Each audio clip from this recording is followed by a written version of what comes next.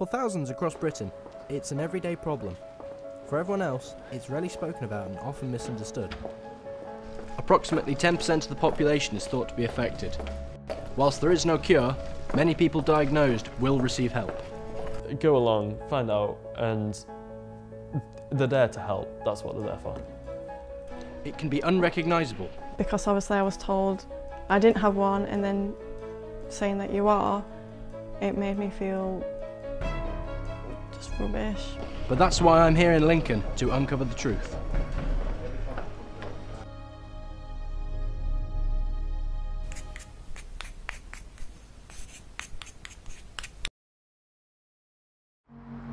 I'm on my way to meet Jay, a 13-year-old boy who suffers from dyslexia.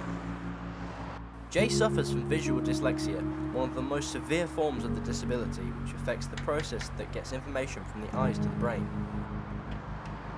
This results in poor understanding of visual information. Jay will be starting his GCSEs next year, so I want to find out how dyslexia is affecting him at such a vital stage of his early education. So, at what age were you diagnosed with dyslexia? I was in year 6, so I was about 10. I really struggle with reading and writing. I can't work independently, I always have to have somebody reading to me.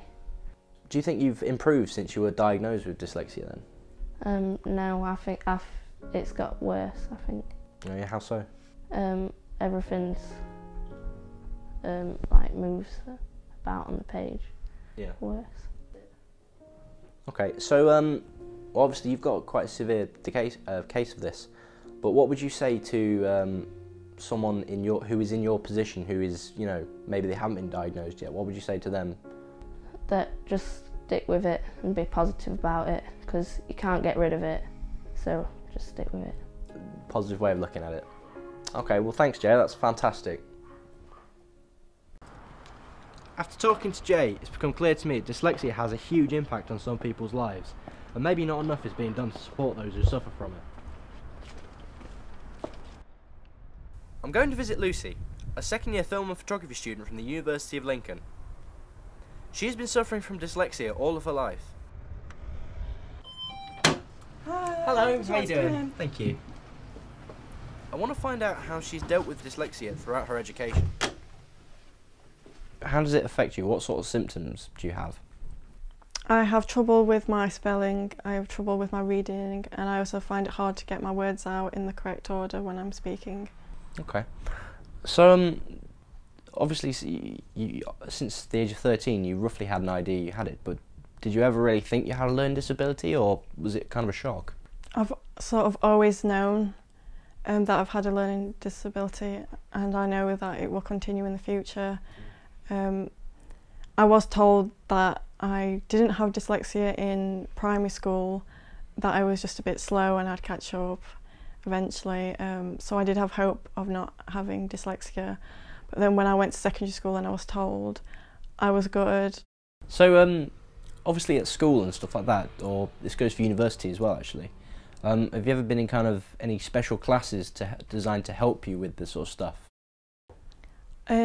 In secondary school, I was put into a class quite early on when I was first diagnosed at 13, and it was great because there was a big group of us and the teacher was really nice, and she gave us sort of confidence that we could, you know, achieve stuff. But then when I started doing my GCSEs, I went into a different class there was 4 of us, and I didn't like the new teacher we had. I felt like very intimidated by them. They would make us do tasks that were for children, which made us feel even worse. It's kind of demeaning yeah. Sort of thing, yeah. So as soon as I passed my GCSEs, I got out of there. And when I went into sixth form, I didn't have any help and I really struggled with my A-levels. But I managed to pass them obviously and get into university. But when I was applying for uni, I obviously had to tell them I was dyslexic, and so I could get help. And I had to go see the teacher again. And I just can remember just being really, really nervous because I was going back to this place, this room that I had really bad memories of. And she met me and she basically said to me that she thought that my dyslexia went away because I passed my GCSEs and that I was doing okay in A-level, which was just completely wrong. Dyslexia doesn't go away, it's with you for life, and even I knew that at this point, and I just felt rubbish, like she was accused me of abusing the system, and that I told her that I was still really struggling and she just didn't really care. Do you feel like there's a real degree of ignorance there then towards people with dyslexia? I think there's a lot of misinterpretation, thank you, of dyslexia. I think people just think it's you can't read, you can't spell, and that we're stupid, which is not true. It's not anything to do with intelligence, it's just that we learn differently, and I don't think a lot of people know that. Well, what would you say to anyone who currently struggles with dyslexia or who thinks they might be dyslexic? What would you say to them? Definitely get help, and if your school's not any good, look at help from like Dyslexia Action, or there's lots of organisations that will help you.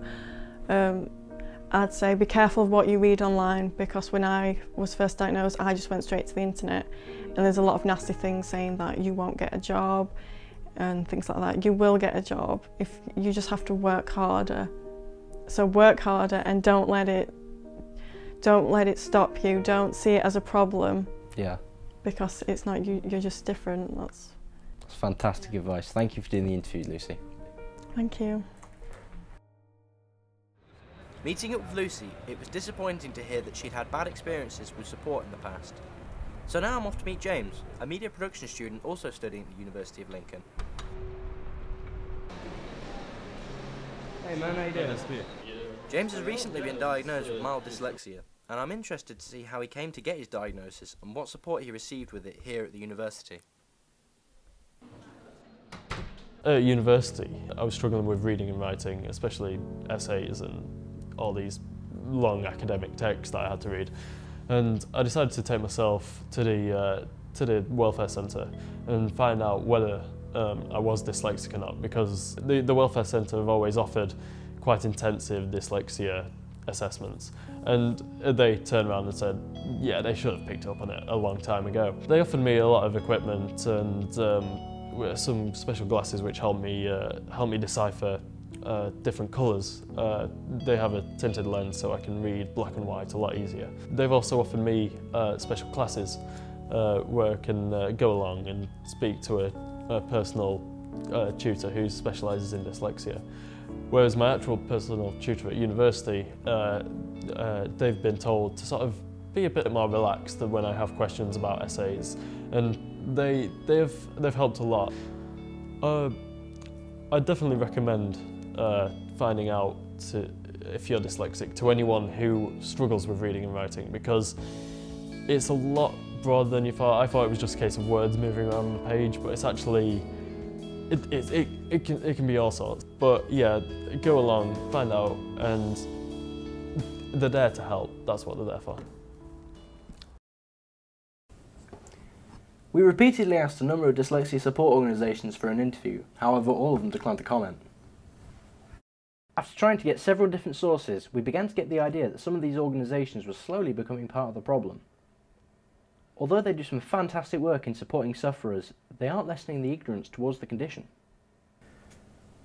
Dyslexia is a really misunderstood disorder, and the fact that we struggled so greatly trying to get someone to talk to us is probably part of the reason why people don't understand it.